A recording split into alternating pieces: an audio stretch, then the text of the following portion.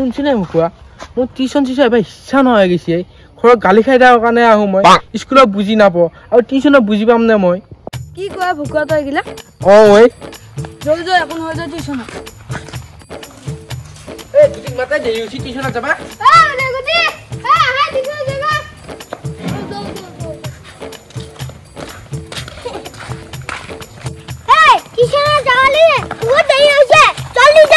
তোৰ কাৰণে দেৰি হৈছে তোৰ ৰখোঁতে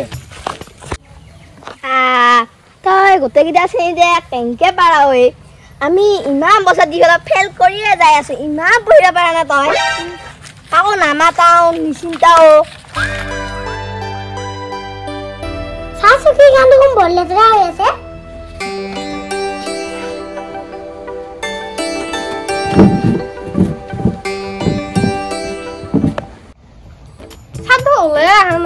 কেতিয়াবা আহে বহুত দেৰি কৰিছে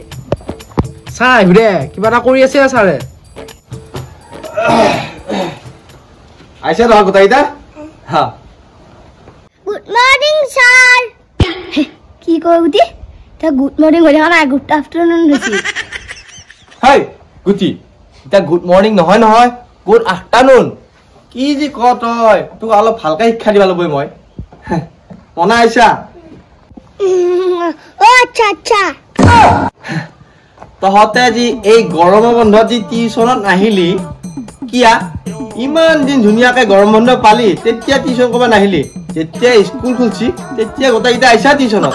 হে তহঁতে কৈছোন তহঁতে গৰম বন্ধত কোন ক'ত গেলি একফালৰ পৰা কৈ যা মামা তই গেছি ছা অ হয় নেকি তই মুম্বাই দাও গিছা এই ৰচোন আমাৰ ভুকুৱা ক'ত গেছি মোক ৰচোন এই ভুকুৱা তই ক'ত গেলি আকৌ ছাৰ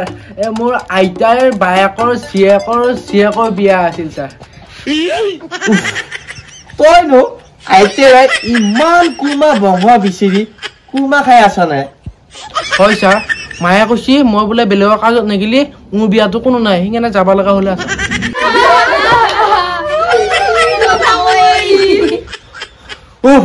কি হুলস্থুল এই বন্ধ কৰ হুলস্থুল তাৰ কথা শুনছা নে হে সি বোলে বেলেগৰ বিয়াত নেগিলি তাৰ বিয়াত বোলে কোনো নাহে হে সি এটা ক্লাছতে 3 বছৰ হ'ল ফেল কৰি থকা হে তাক বাৰু কোনে জীয়াই দিব কৈছোন হে সি এতিয়া বিয়া পাতা বয়স হৈছে নে হে সি যেতিয়া বিয়া পাতব তেতিয়া কাৰণে সি ভালদৰে পঢ়া শুনা কৰি চাকৰি বাকৰি কৰি ল'ব লাগিব তেতিয়াহে তাক জীয়াই দিব এনকে তাক কোনে জীয়াই দিবই চাকৰি বাকৰি নকৰিলি সেইকাৰণে কৈছো ভালদৰে পঢ়া শুনা কৰ চাকৰি বাকৰি কৰ তাৰ পিছত বিয়া বাৰু চিন্তা কথা পাতবি শুনছা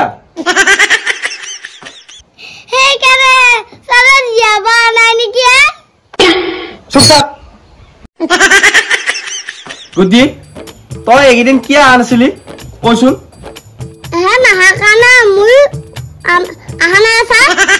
হয় নেকি তাৰমানে ইহঁতে ভাত নাখালি তইও ভাত নাখা এতিয়া বাকীগিলা কথা বাদ দি চবে কিতা বোলো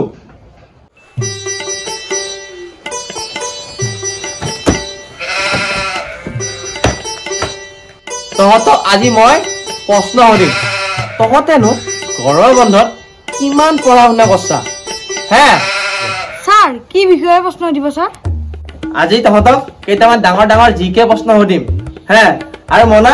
তই এটা ক খ লিখি থাকচোন তহঁতে কৈছোন এই বগা হাতী ক'ত পোৱা যায় ছাৰ মই জানো নহয় গুৱাহাটী খালা খালা খালা খালা এই তহঁতক বাৰু কোনে কৈছে গুৱাহাটী বুলি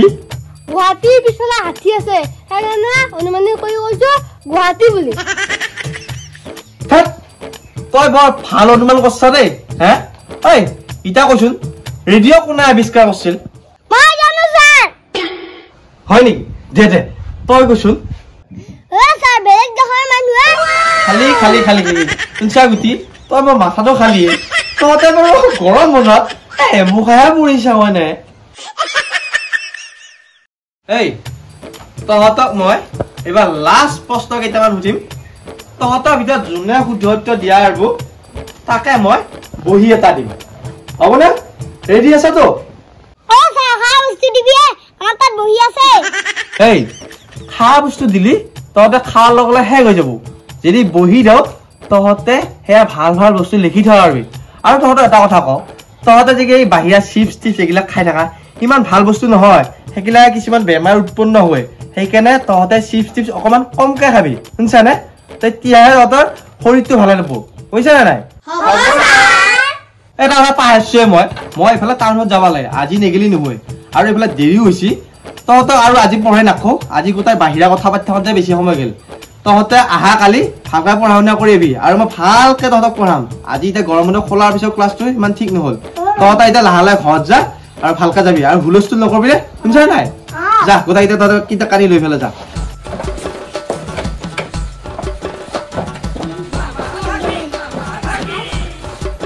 তই নাবা নেকি গুটি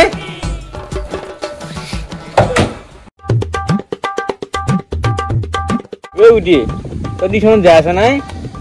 চাই আছো ভাই তোৰ হোম তই টিউশ্যন ল'ব পাৰ ভাই আৰু যদি তই দুটামান চলি উলিয়াই দিব পাৰা মই তোক ফ্ৰীতে কৰি দিম হয় নেকি পিছে ফ্ৰীতে দিবি পিছে মই দুটামান প্ৰশ্নটো ক'ব পাৰিবি না পাৰিম কিয় নোৱাৰিম কিমান চলি পঢ়ালো সোধচোন কি ঘূৰা পিছে 5টা অসমৰ সাগৰৰ নাম কওঁ সাগৰ নাম প্ৰশান্ত মহাসাগৰ আটলান্টিক মহাসাগৰ আৰৱ সাগৰ আৰু বহুত সাগৰ আছে মই গম পালো দে তই মোক পঢ়াব নোৱাৰা কিয় নোৱাৰিমে মই কৈছোৱে দেখোন হৈছে দেখোন কি ধুনীয়াকৈ কৈছো তোক মই অসমৰ সাগৰৰ নাম কৰাই দিছো অসমত সাগৰ নাই নহয় ক'ত শুনছ তই গুটি অসমত সাগৰ থকা জয়সাগৰ শিৱসাগৰ আছে আৰু হয়নে কি কয় হে সেইকাৰণে কৈছো তোক মই অসমৰ সাগৰৰ কথা যাম একচোন সি মোক পঢ়াব আহে মই যদি সিহঁতত পঢ়ো 20টা শিয়ালৰ চানা জন্ম বাবুৱে শিয়ালত চানা জানা নাপায় মোক যদি পঢ়াব আহে 20টা শিয়ালৰ চানা মৰি পেলাই পঢ়াব আহিব ল'ব জন্ম পাব ল'ব কিয় ক'ব ল'ব মোক পঢ়াব আহে মোক পঢ়াৰ আগত 20টা শিয়াল মৰাৰ পিছতহে মোক পঢ়াব পাৰিব মোক পঢ়াব আহে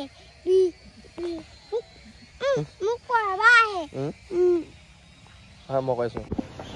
এনেকুৱা নহয় চকুত উঠে কালি পাইছে এইটো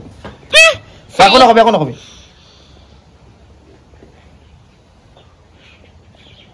অলপ উঠিছে মুখটো